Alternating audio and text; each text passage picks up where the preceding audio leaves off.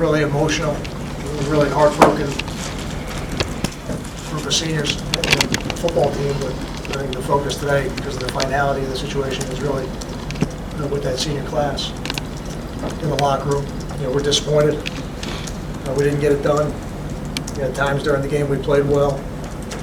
46-41 game, back and forth, took the lead. Lost the lead in the fourth quarter, took the lead back in the fourth quarter. A lot of tremendous efforts out there. A lot of credit to Maryland, their coaches and players alike. We knew it would be a tremendous challenge to be 1-0 today against them. They've got a talented football team. And we're disappointed we didn't get it done today.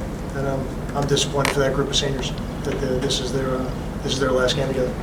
Questions? Coach, what did they do offensively in the second half that really gave you guys problems? They did a good job running the football. They run the ball for 400 yards. They mixed in some quarterback runs, a little bit of option.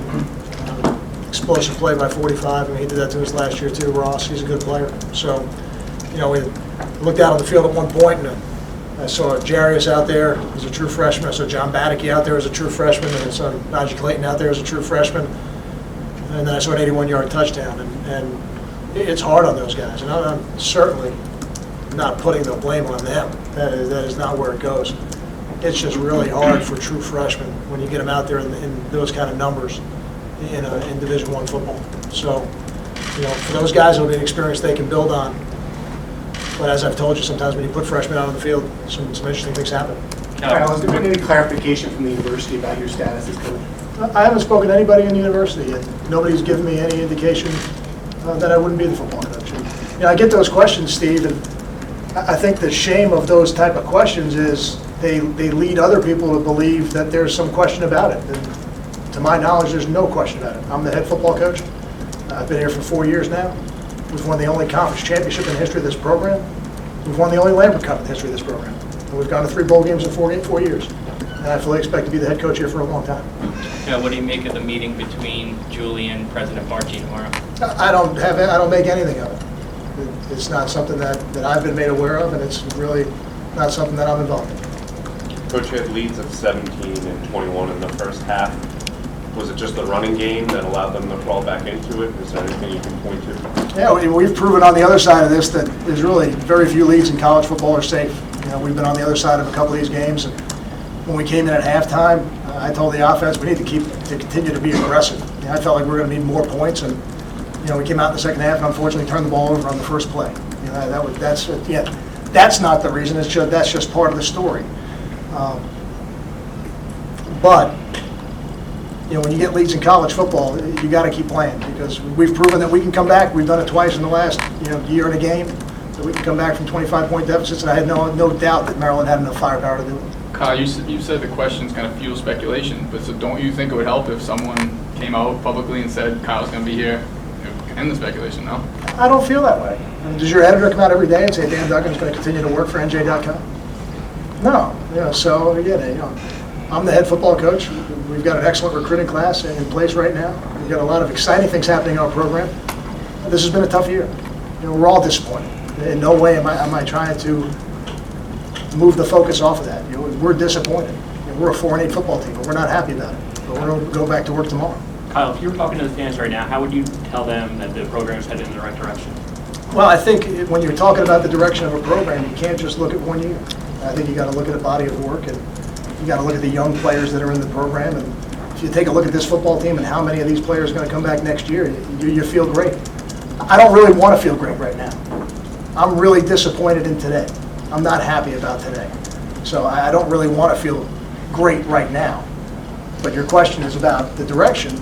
And I look at all the young players that contributed this year and got a lot of great experience. And there's some growing pains when you do that. But we're going to reap the rewards of that.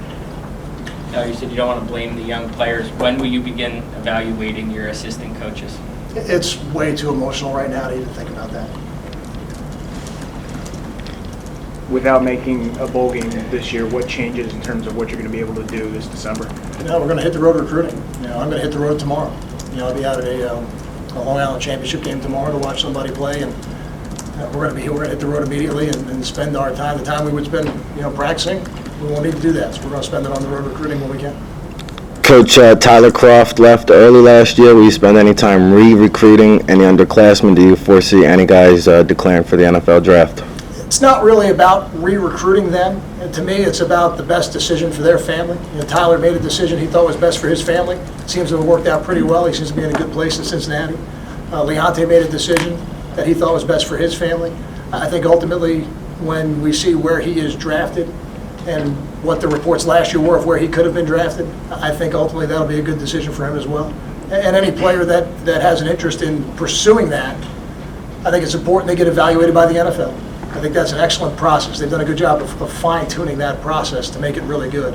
And then make the best decision for their family. We want to help them do that.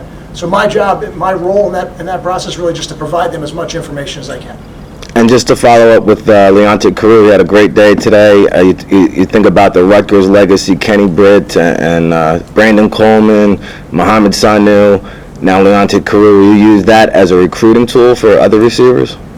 When you recruit a position, that part of the conversation always comes up. The players in the past that have come through your system and really what they've developed into on the other side.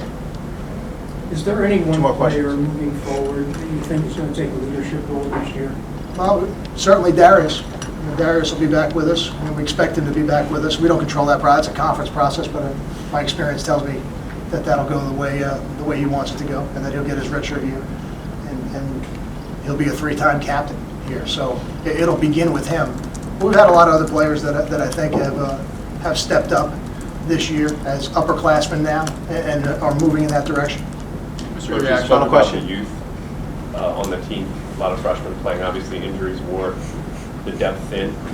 What would you say about the secondaries play, especially the younger players throughout the course of the year? I think they played like a young secondary.